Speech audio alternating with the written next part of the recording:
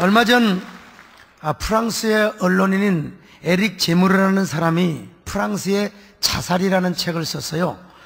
지금 프랑스는 이슬람이나 동성애 등의 문제 때문에 자살, 곧 자폭의 길을 걷고 있다는 것입니다. 그런데 그 시작이 바로 6.8 혁명이었다는 것이죠. 6.8 혁명이 무엇인가? 1968년 3월 20일 낭테르 대학에서 시작된 학생 시위, 그것이 이제 전국으로 확산되었는데요. 어디서부터 시작되느냐? 남자 여자 기숙사는 서로 분리를 한다. 그리고 저녁 10시 11시가 되면 절대로 왔다 갔다 해서는 안 된다. 여기 봉기를 든 겁니다. 아니, 남자 기숙사에 좀 여자가 가면 어떠나, 여자 기숙사에 남자가 가면 어떠나, 그래가지고 막 시위운동을 하는, 결국 노동자들까지 가세하여 전국을 마비시켰던 대규모 운동이었습니다. 그 캐치프레이즈가 뭐느냐? 금지하는 모든 것은 금지한다. 이런 구호를 외치면서 정치적, 사회적, 성적 금기 등 인간의 삶을 구속하고 있는 모든 굴레들을 다 깨뜨려버리자, 해체해버리자, 이런 도전과 저항운동이 바로 6.8 혁명이었습니다. 그래서 6.8 혁명의 세대들은 아버지 세대의 지도적 권위를 부정합니다. 기성세대의 전통적인 질서와 가치관을 거부하면서 자기들만의 탈규범적 그리고 새로운 세계를 만들어갔습니다. 자, 이슬람을 포용하자, 또 이민자를 우리는 다 포용하자, 그리고 다른 종교를 포용하자, 자유, 환경, 페미니즘, 이런 비물질적 가치를 존중하는 사회 풍토. 여러분, 어찌 보면 이게 굉장히 좋은 혁명인 것처럼 보여지죠. 그런데 제무르의 주장에 의하면 이런 6.8 혁명의 정신적인 기조가 프랑스의 몰락 원인이라고 그렇게 이야기를 했어요. 그는 한 신문에서 프랑스에 약 500만 명이 넘는 이슬람 신자가 있는데 이 사람들을 추방하지 않으면 이게 프랑스는 끊임없는 대전과 테러로 아마 공멸하게 되어버릴 것이다, 이렇게 발언을 하기도 했습니다. 사회학자 슐리 파제라는 사람도 6.8 혁명을 주도했던 자들의 삶을 추적하고 조사해보니까 전부 다 약물 중독, 동성애, 그리고 자살, 그래서 사람들의 삶을 전부 다 파멸로 이끌어 가더라는 거예요. 그런데 6.8 혁명으로 인한 또 하나의 중요한 병폐 현상이 뭔 줄 아세요? 그 유명한 동성애입니다. 동성애. 참, 여러분, 우리가 이성을 보고 마음이 끌리는 거 진짜 감사해야 됩니다. 아니, 제가 좀 잘생겼다고 장로님들이 찾아와가지고 개인적으로, 목사님, 그럼 곤란해요, 여러분요. 당회와 우리 장로들이 저를 이렇게 좋아가지고, 목사님 엉덩이 좀 보여주세요, 여기 이러면 교회 말아먹습니다. 말아먹습니다. 우리 사랑하는 여러분들, 여자분들이 이게 요즘 목사님이 좀 잘생겼어, 이렇게 양복도 딱 껴입는 입고 말이죠.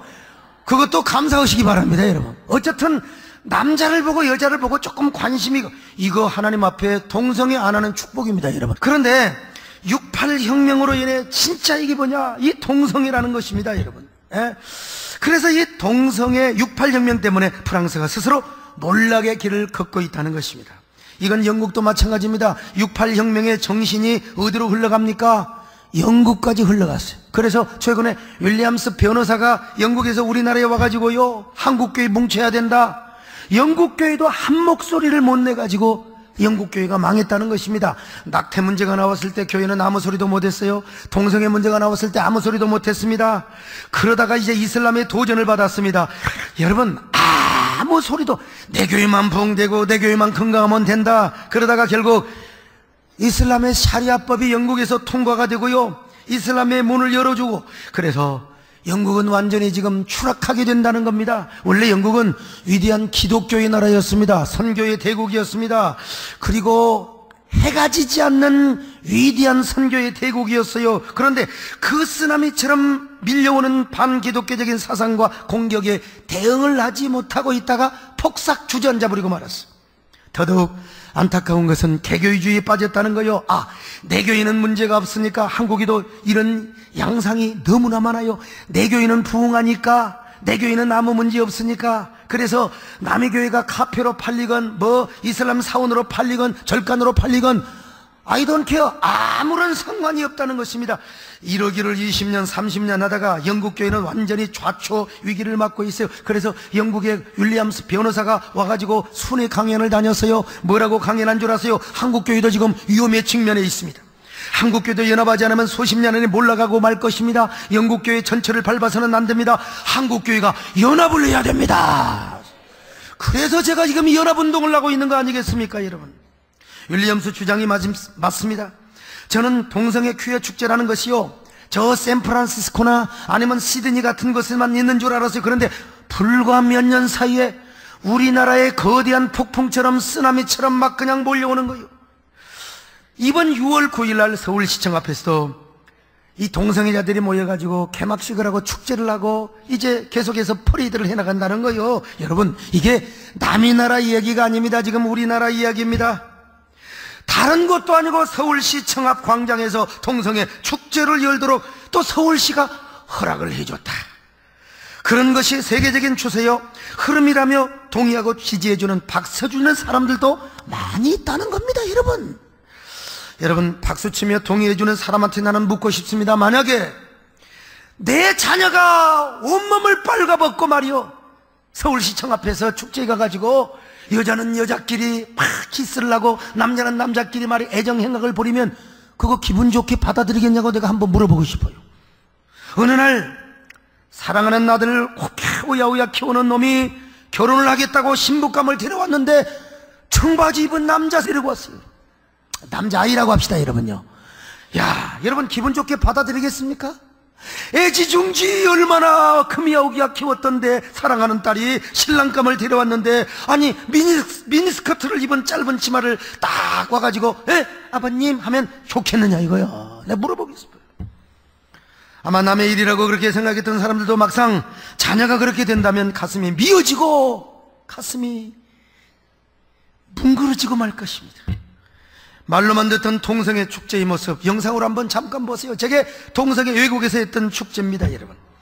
남자건 여자건 모두 홀로당 먹고 동성끼리 좋아가지고 말이요 희낙낙거리는, 야, 세상에 저거 봐 얼마나 징그러운지. 그런데 저게 행복의 기준이라는 거예요. 행복의 요건이라는 것입니다. 그런데 특별한 것은 한 남자가 항문으로 물변을 줄줄 흘리고 싸고 다니는 모습을 여러분 보세요.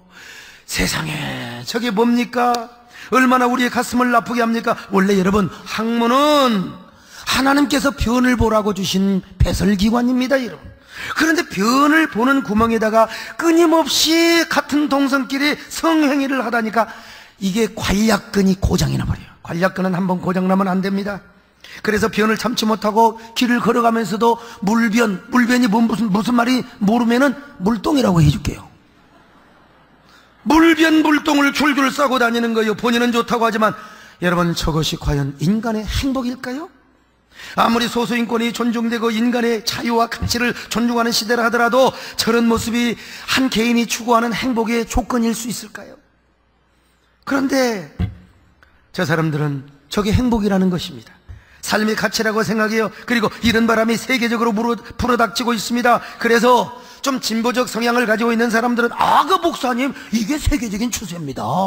그러니까 우리가 허용하고 받아들여야 됩니다. 이렇게 주장을 하는 사람이 있어요. 왜 이렇게 동성애 바람이 거대한 폭풍처럼 불어오고 쓰나미처럼 들이닥쳐 올까요? 우리가 그 사조의 기원을 알 필요가 있습니다. 이런 사조는 후기 구조주의. 여러분, 우리는 그냥 이렇게 살아가는 것 같지만 모든 생활 양태와 스타일을 이 철학, 정신, 사조에서 지원을 하는 것입니다. 이 후기 구조주의가 등장하면서 시작됩니다. 후기 구조주의를 알려면 먼저 전기 구조주의가 어떤가를 알아야 할 필요가 있습니다. 구조주의란 영어로 수락처 아닙니까? 구조가 사회 구조, 언어 구조, 문화 구조가 인간의 이생을 지배하고 컨트롤한다는 그런 사상입니다. 인간이 순수한 이성으로만 모든 것을 판단하고 규정하면 생각이, 문화가 미국 사람이나 영국 사람이나 아프리카 사람이나 한국 사람이나 여러분 똑같습니다. 예. 그래서 순수 이성으로만 모든 걸 판단하면 다 사고와 사상 판단이 다 똑같아요. 그러나 여러분, 마사이족을 제가 방문해 보니까 아프리카에 그 주장이 말이죠, 저를 막, 제가 거기에 사절단이라고 하니까 거기 이 문화는 뭡니까? 보통 마사이족들은 마누라가 한 10명에서 11명 있거든요. 근데 아주 잘생기고 아주 뭡니까? 그 유명한 분이 오면은 자기 마누라 중에 한 분을 내어주는 거예요. 제가 방문했더니 저를 우아래로 쫙 훑어보면서 뭐라고 말을 하는 것 같아요. 예, 원하시면 한 명 가지라고. 예, 이것이 그들의 판단입니다, 여러분. 아프리카는 아프리카대로 그래서 엄매하고 도망갔어요, 여러분. 우리 한국은 여자 하면 유교적인 그 가풍의 여자를 생각하는 거예요. 그래서 우리 그 유명한 가수에 우리 교회 출석하시는 남진쌤 같은 분도 얼마나 사랑하는 딸을 곱게 키웠던지 제가 그런 얘기를 들어서 공연하기 전에도 따님에게 전화해서 야 집에 갔냐 하고 물어본다는 거예요. 다 이게 좀 보수적인 분들은 그런 여자관을 갖고 있기 때문에 내 딸은 고이고이 키워야 돼. 이 한국 사람은 또 이렇게 다 다르는 겁니다, 여러분. 생각이. 아프리카는 아프리카대로 또 미국은 미국대로. 자, 그런데 이런 구조주의 시대 때만 해도 항상 시대와 사회는 보편적인 규범과 가치를 가지고 있었어요. 그렇기 때문에 시대와 사회는요, 보편성의 원리와 동일성이 지배를 하였습니다.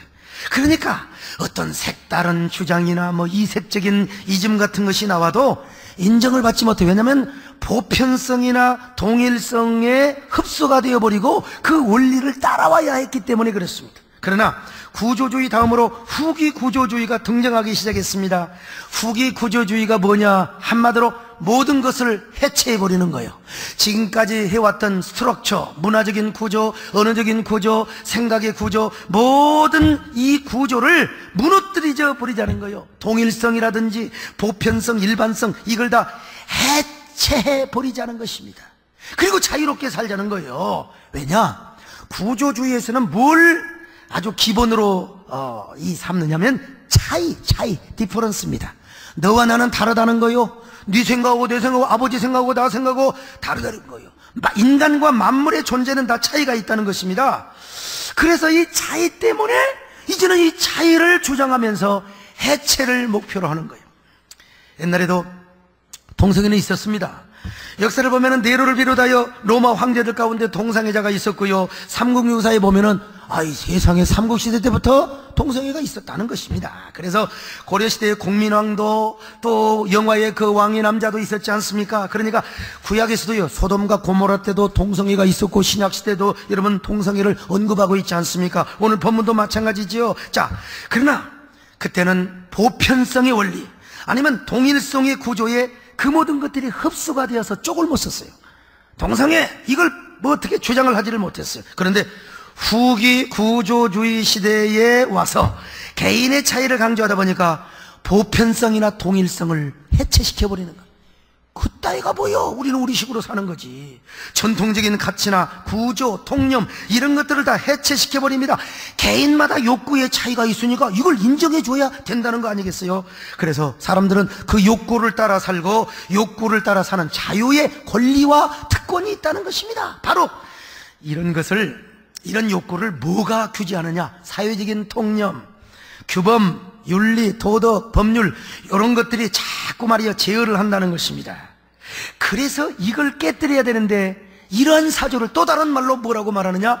포스트 모던이라고 이야기도 합니다. 이런 사조에 뭘 갖다가 붙였느냐? 프로이드의 심리학을 교묘하게 갖다가 붙입니다. 프로이드에 의하면은 사람에게는 다 잠재된 욕구가 있어요. 이 리비도라고 하는 잠재적 욕구가 있는데 욕구를 발산시키고 충족시키며 살게 되면 누구나 개인이 행복하고 행복한 사람들이 모이면 어떻습니까? 아주 아름다운 행복한 사회를 이룬다는 거요. 바로 이것이 네오막시즘이라는 이론으로 포장이 되었어요. 네오막시즘, 신공산주의란 말입니다. 이 포장이 되어서 바로 젊은이들에게 다가갑니다. 특별히 구라파 젊은이들에게. 사실 이 마르크스주의, 막시즘이라고 하죠. 이 공산주의 사상이 얼마나 많은 사람들에게 매혹적으로 다가갔습니까? 구조주의 때만 해도요, 사람들은 역사의 발전이 없다고 생각했어요. 언제나 지배계급과 피지배계급, 또 잘 사는 사람과 못 사는 사람, 큰 교회와 작은 교회 다 이것이 주님 오실 때까지 있으리라고 생각했어요. 그러나 막시즘은 역사 발전을 주장합니다. 그래서 프롤레타리아 혁명을 통하여 부르주아를 무너뜨리고 지배계급도 없고 피지배계급도 없고 부자도 없고 가난뱅이도 없고 다 똑같이 균등하고 행복하게 사는 그런 시대가 올 것이라고 믿었어요. 그래서 얼마나 많은 사람들이 근대에 막시즘에 미쳐가지고 세상의 노동자들이 말이요, 프롤레타리아 계급들이 이런 소리를 들으니까 그냥 뿅 간 거지요. 그래서 세계의 거의 절반 가까이를 공산주의 사상이 다 세계를 지배한 적이 있었어요. 그러나 이 세상에 그런 나라는 단 한 나라도 없습니다. 스탈린도 망했고 레닌도 망했으며 모태통도 여러 번 실패했습니다. 공산국가에서 얼마나 권력의 암투가 심하고 지배계급 간의 피보복이 얼마나 많았습니까? 그래서 동구권 전부 다 공산주의 다 망했습니다. 중국이 이 사실을 깨닫고 뒤늦게 시장경제를 선택했어요. 그 등소평이라는 분이 굉장히 똑똑한 사람이죠. 그러자 구라파 젊은이들에게 막시즘은 더 이상 매력이 없어요. 이제 공산주의 사회주의 별 볼 일 없어. 그래서 후기 구조주의가 등장하면서 젊은이들에게 네오막시즘이라는 상품으로 딱 아주 출연을 하게 되고 전시를 하게 된 거예요. 네오막시즘을 주장한 사람이 빌헤롬 라일이라고 하는 사람입니다. 이 사람은 마르크스주의와 프로이드 심리학을 아주 교묘하게 접목을 시킨 사람이요. 원래 이 사람은 공산주의자입니다. 이 사회주의자요. 근데 프로이드 심리학을 여기에 교묘하게 딱 그냥 접목을 시킵니다. 그런데 그가 심리학을 공부했으니까 근로자들을 요즘 인권 변호사처럼 근로자들에게 정신치유를 해주고 상담을 해줬어요. 그러다가 발견한 사실이 하나 있었는데, 좁은 국민주택, 우리로 말하면 조그마한 주공아파트라든지 시형아파트가 있었잖아요. 이런 데서 사는 이 노동자들이 굉장히 신경증이나 노이로제에 많이 걸리더라는 거예요. 이유를 분석해 보니까 성적인 억압을 당해 있더라는 것입니다. 작은 집에서 부모님 모시고 애새끼들은 말이요, 근로자들이 또 많이 낳잖아요. 막 우글우글우글 낳다 보니까 부부간에 원만한 성생활을 못한다 이 말이죠. 그래서 아주 막 리비도가 억압되어 있고 그냥 성적인 욕구가 억압이 되어 있어요. 그때 그가 깨달았습니다. 이것이다. 사람은 성적 욕구를 잘 풀어줘야 된다. 누구나 평등하게 성적 욕구는 다 발산이 돼야 된다. 그래서 이 사람에 의해서 오르가즘이란 말이 처음 나왔습니다, 여러분. 그래서 이 사람이 하면 어떻게든지 남자는 오르곤을 느껴야 돼. 남자도 절정을 느끼고 여자도 오르가즘을 느껴야 삶이 활력이 있고 행복하고 그냥 아주 바이탈한 삶을 산다는 거요. 액티비티한 삶을 산다는 거예요. 그리고 그럴 때 아름다운 세상 신세계가 이루어진다는 거예요. 이게 뭐요? 네오막시즘입니다. 그래서 그는 뭘 주장했느냐? 성정치를 주장합니다. 정치가 무엇이냐 이거예요. 정치, 인간의 삶의 문제를 현실적으로 해결해 주는 것이 정치가 아닌가? 그래서 맺힌 것을 풀어주고 말이죠. 그렇다면 인간에게 뭐부터 풀어줘야 되느냐? 성적인 억압부터 풀어줘야 된다. 제한받고 있는 성적인 문제부터 해방시켜줘야 된다. 이게 뭐냐? 그가 주장한 성정치 이론입니다. 그런데 이 성정치를 하려는데 뭐가 제약을 하느냐? 이 사회 구조가 억압을 시킨다는 거예요. 다시 말하면 윤리나 규범, 보편적인 가치, 법률, 종교 말이요, 이런 것들이 막 인간의 성적인 욕구를 억압시킨다는 거예요. 그리고 성적인 욕구가 억압되면 사람들은 불행하게 되고 자꾸 말이요, 어떻게 되느냐? 파괴적인 사람으로 변질되어 간다는 것입니다. 그래서 성적인 욕구를 잘 발산시켜주고 자유롭게 분출할 때 개인도 행복하고 이 세상에 아름다운 세상이 오게 된 것이라는 거, 이게 뭐냐? 네오막시즘에, 여러분 이게 동의하시나요? 얼른 들으면 그럴 것 같지만 이 세상이 어떻게 되겠습니까, 여러분요? 그런데 이걸 가장 억압하는 구조가 뭐냐? 가정이라는 거예요. 가정. 이따 이놈이 가정 울타리 굴레 때문에 성적 욕구를 제대로 발산시키지 못한다는 거예요. 왜? 가정은 꼭 한 남자의 아내가 되고 한 여자의 남편이 돼야 되느냐 이거요. 이건 말도 안 된다는 거예요. 특별히 남녀가 만나 서로 사랑하고 결혼해야 보편적인 가정을 이루는 통념, 이게 문제라는 거예요. 남자끼리도 또 여자끼리도 맘맞으면 살면 이게 가정 아니냐 이거요. 두 번째 구조는 뭐냐? 학교라는 겁니다. 이 학교에서요, 착하게 살아라, 또 선하게 살아라. 이 학교에서 말이요, 그리고 항상 아직까지는 학교에서 이 동성애 교육을 하지 않아요. 이성 교육을 하지 않습니까? 이 학교도 문제예요. 그들의 관점에서 볼 때. 또 하나, 종교입니다. 종교 중에서도 이게 뭐야? 교회. 간음하지 마라 말이야. 가정을 지켜야 가정이 건강해야 교회가 건강하고 사회가 건강한다. 더더구나 동성애를 반대하는 교회. 이게 원수라니까요. 그래서 네오막시즘은 성정치 이론을 통해서 가정의 고정관념부터 깨뜨리는 일을 합니다. 한 남자는 한 여자에게 구속될 필요가 없고 한 여자도 한 남자에게 제한받을 필요가 없다는 성은 자유로운 것이다. 여러분, 그러니 구라파 젊은 애들에게 얼마나 환상적이요. 이런 얘기를 해도 좋으려고 하는 사람은 진짜 희망이 없는 사람입니다, 여러분요. 게다가 가정은 남자와 여자가 결합해서 이루는 것만이 아니라는 거예요. 동성끼리도 얼마든지 가정을 이룰 수 있다는 것입니다. 이야, 그래서 우리나라 어느 진보 정당에 속해 있는 국회의원께서 생활 동반자법을 입법하려고 했어요. 세상에. 남자끼리든 여자끼리든 함께 살면 가족으로 인정을 해줘야 된다는 거요. 여러분, 동의가 되십니까? 도대체 여러분, 이게 우리 짐승으로 돌아가자는 겁니까? 도대체 뭐 하자는 거예요? 왜 이런 흐름이 우리나라에 폭풍처럼 쓰나미처럼 몰려오는가? 이유는 하나요. 여러분, 사회는 진보 성향을 가진 사람도 있고 보수 성향을 가진 사람도 있어요. 나는 내 안에 진보도 있고 보수도 있습니다, 여러분. 그러나 이런 진보 성향을 가진 사람들이 이런 사상적 흐름을 그냥 여과시키자고 그대로 받아들여버려요. 무조건 받아들여버리고 마는 거예요. 그래서 이런 마인드를 가진 사람은요, 학교에서 가르치는 전통 교육부터 공격하는 거예요. 전통적인 성의 규범과 구조에서 해방을 하도록 충동지라고 막 선동을 합니다. 진보적인 교사들을 통해서. 그래서 지방자치제에서는 말이죠, 학생들의 인권 조례를 만들려고 하고 말이요, 다 이게 뭐요? 이런 성정치와 네오막시즘의 흐름의 연속에 흡수되어 있다는 걸 아셔야 돼요.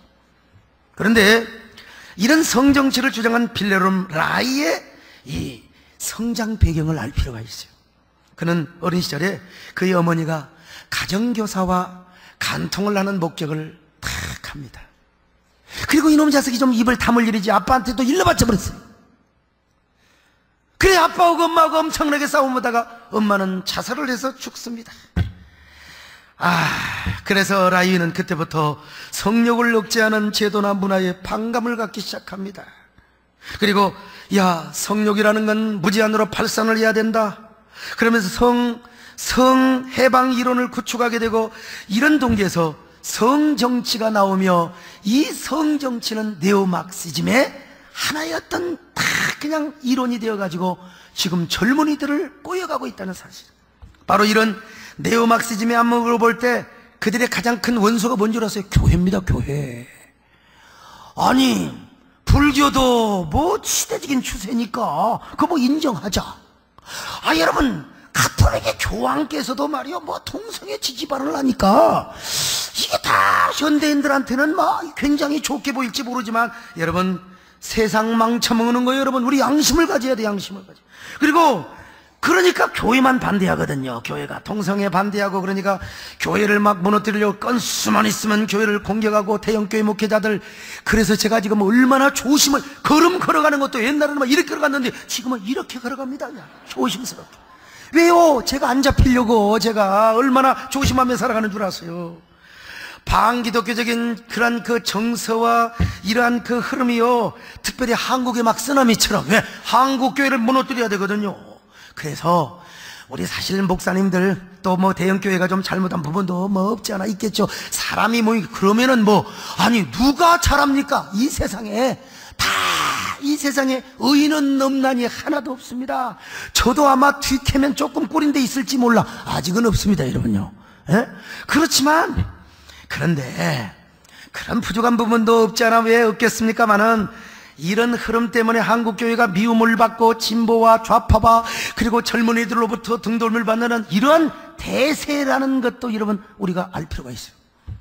제가 지난주도 말씀드렸잖아요. 파도가 치는 것은 현상이라면 바람은 동력이나 동인이라고 말이죠. 그러니까 내가 볼 때는 불교와 가톨릭의 그 지도자들께서도 이 파도의 현상만 보는 거예요. 인권이라고 하는 거대한 쓰나미, 요것만 볼 줄 알지, 인권의 탈을 쓰고 거기에 감춰져 있는 이 추악한 정체, 이 본질, 바람, 이걸 제가 볼 때는 보지 못하는 것 같아요. 아마 이것이 세상적인 추세라고 말이죠. 반기문 사무총장이나 그리고 또 서울시장이나 또 다른 지자체 이 동성애를 지지하는 분들은 바로 아마 인권운동의 파도만 보지 정말 이 바람 자체를 보지 못하는 우를 범하고 있지 않나 싶어요. 그러나 오늘 여러분, 우리는 반드시 알아야 됩니다. 오늘 이 자리에 계신 분들뿐만 아니라 오늘 이 방송을 통하여 설교 듣는 시청자 모든 청취자들도 우리가 알아야 될 필요가 있는데, 그건 뭐냐? 동성애 문제는 네오막시즘의 사상 때문이라는 사실. 공산주의를 좋아하십니까? 여러분, 신공산주의를 여러분 좋아하시겠어요? 그런데 이런 네오막시즘이 교묘하게 인권이라는 탈을 쓰고 사람들에게 나타난 거예요. 사실 프랑스 대혁명이나 영국의 율버포스의 인권운동, 또 미국의 링컨, 마틴 루터킹의 인권운동, 정말 위대한 인권운동이었습니다. 여러분, 우리는 이런 인권운동의 그 영향 아래 우리가 이렇게 자유와 평등을 누리고 있는 건 사실이요. 그러나 그런 좋은 인권운동의 옷과 포장 속에 네오막시즘이 추악한 정체를 숨기고 젊은이들에 다가가니까 젊은이들은 뭣도 모르고 환호성을 치는 겁니다. 우선 먹기는 꽃감이 달죠. 여러분요, 이 세상은 얼마나 빠른 속도로 변화하고 달라지는지 몰라. 여기에 대응하지 못한 젊은이들은 여러분 다 열등의식, 비교의식에 처지게 되어 있습니다. 그런데 이런 네오막시즘 성정치 이론을 얘기하니까 뿅 갈 수밖에 없는 거예요. 마음이 짓눌리고 억압되게 있는 사람들에게 막 신세기를 맞이하는 듯 행태들이 뭐가 나타나느냐? 물론은 성관계와 그리고 동성애로 나타나게 되는 거예요. 자, 이러한 때 여러분, 우리 그리스도인이 깨어 있어야 될 줄로 믿습니다. 우리 그리스도인은 시대의 항체요 저항인 자이지 않습니까? 우리가 예수 믿고 전도하고 그런 것만 하는 게 아니고 이 시대에 부조리하고 부패한 곳에 가서요, 우리는 빛이 되고 소금이 되며 항체와 저항인 자가 되어야 된다 이 말입니다. 여러분요, 그러려면 우리 교회가 뭉치고 한국 교회가 뭉쳐야 됩니다. 여러분, 미국 교회가 한 목소리 내지 못하고 영국 교회가 한 목소리 내지 못하다가 결국은 망해버리고 말았어요. 동성애법 다 허용해버리고 말았어요. 그래서 미국 코넬 대학의 앨런 볼룸이라는 교수도요, 미국의 정신종말이라는 책을 통해서 이렇게 주장했습니다. 미국을 오늘의 위기로 몰고 간 것은 미국이 스스로 가치 파괴, 도덕 파괴를 했다. 청교도적 정신 위에 세웠던 이런 기독교 가치관과 가정을 소중히 여기는 이런 가정관, 이런 것들을 전부 다 스스로 포기했다는 거예요. 그래서 미국도 몰락의 길을 가고 있다는 것입니다. 여러분, 이러한 말씀을 듣고도 우리가 한국교회가 깨어있지 않는다, 우리 교인들이 여러분 잠자고 있다, 이거 안 돼요. 죽기 살기로 우리는 이러한 반기독교적인 정서뿐만 아니라, 아니 종교를 넘어서 미래의 아름다운 다음 세대에 살기 좋은 이러한 한반도를 우리가 물려주기 위해서는 우리가 정말 깨어있어야 된다 이거요. 그렇다고 여러분 오해해서는 절대로 안 됩니다. 우리가 동성애자들을 증오하고 저주하자는 말이 아니에요. 우리는 그들을 사랑해야 됩니다.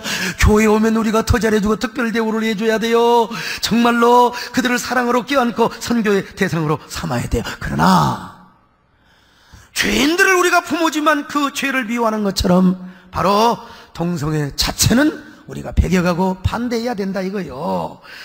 자, 우리가 이 사상전에서 얘기해야 됩니다. 뭐 어떤 사람들은 시야가 좁은 사람, 뭐 교회가 전도하고 기도하고 그러면 됐지. 여러분, 교회는 시대적 사명 그리고 정신, 역사적인 모든 선두주자가 되며 시대의 정신을 이끌어가는, 일제시대 때 그래서 여러분 구한 말기의 한국교회가 그런 역할을 하니까 오늘의 대한민국이 있고 오늘의 자유로운 우리 조국이 있는 거 아닙니까? 여러분, 위대한 조국이 있는 거예요. 여러분, 시대 정신과 사상을 이끌어가는 교회요. 자, 지금 죽기 살기로 동성애와 소수차별금지법의 독소조항을 반대해야 되는데 왜 우리는 이런 것을 반대해야 되느냐? 첫째로 하나님께서 동성애를 금하고 있기 때문에 그렇습니다. 특별히 오늘 본문은 뭐라고 말합니까? 자, 로마서 1장 27절입니다. 시작.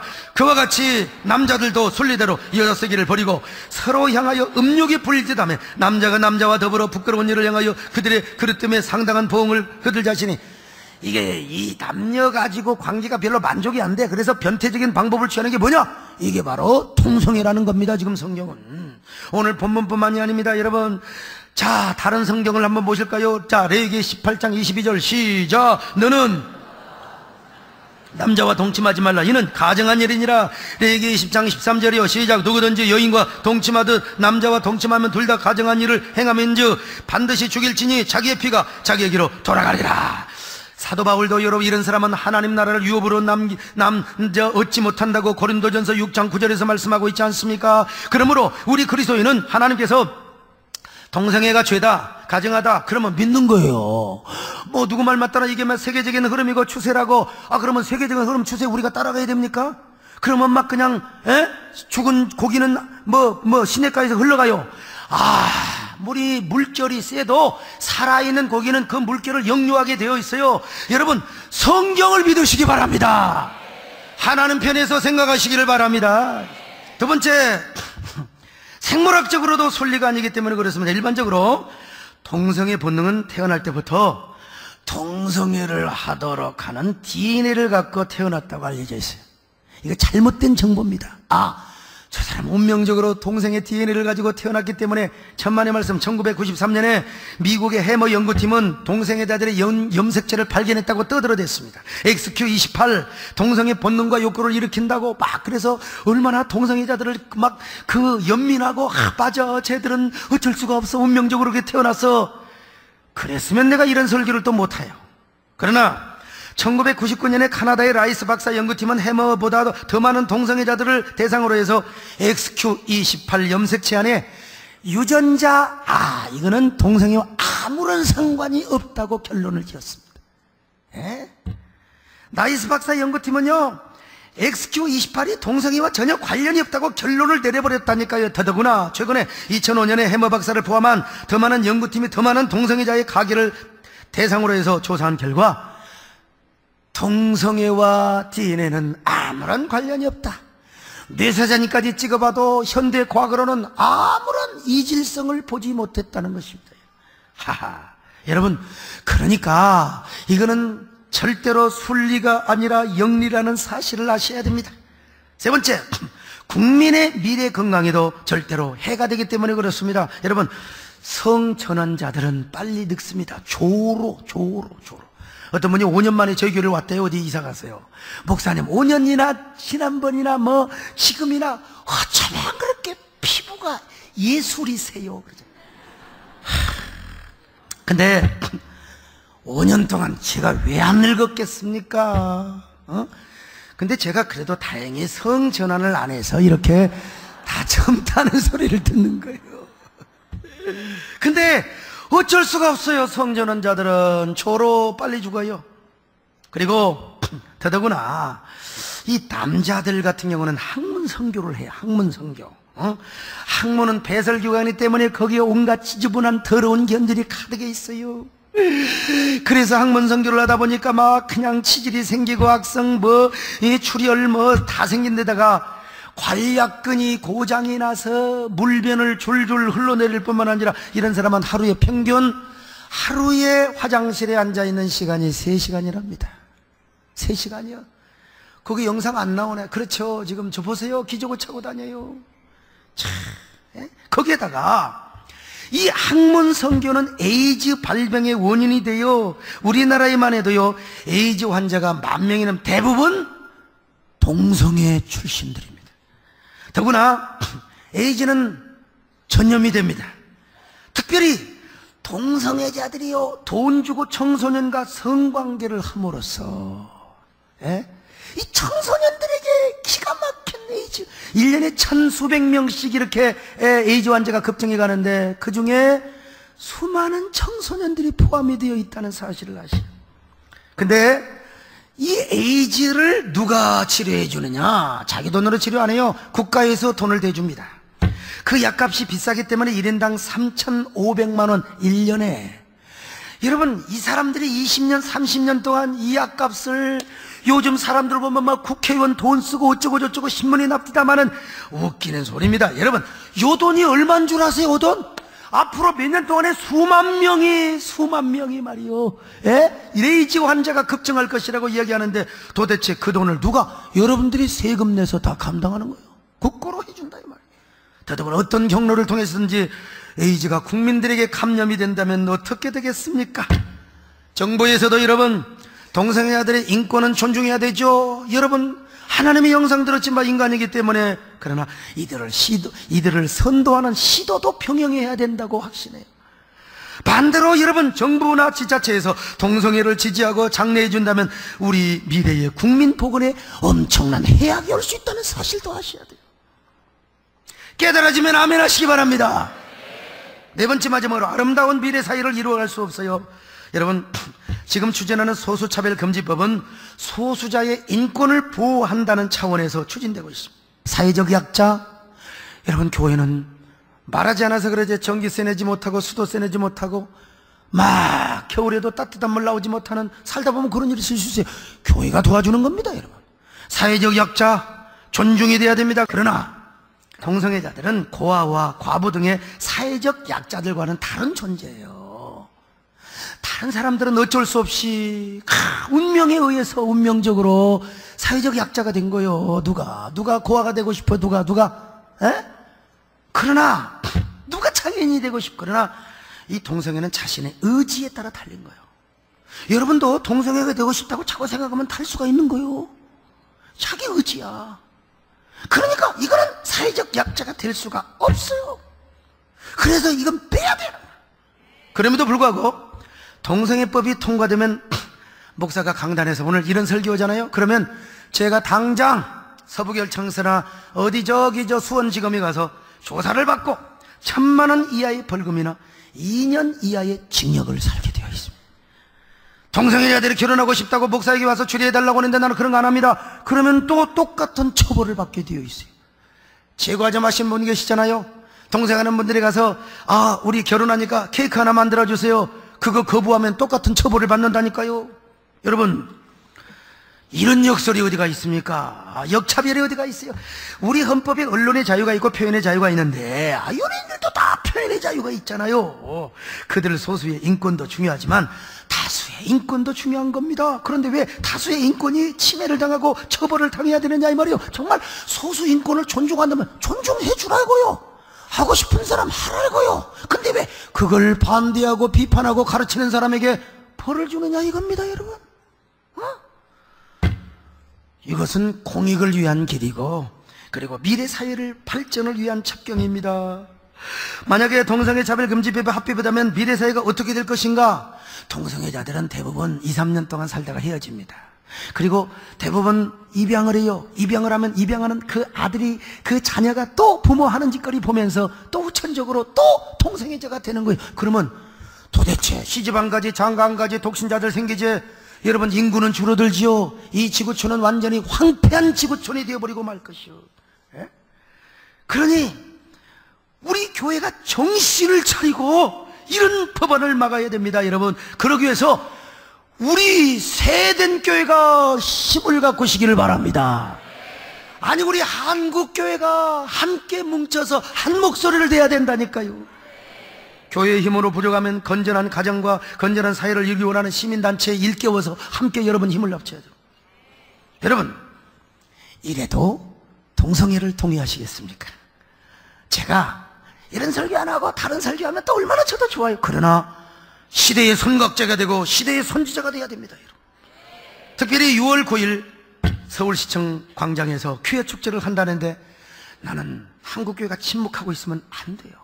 저는 6월 8일 날 해외를 가는데 하루 늦추고 저녁 비행기를 타고 가려고 합니다.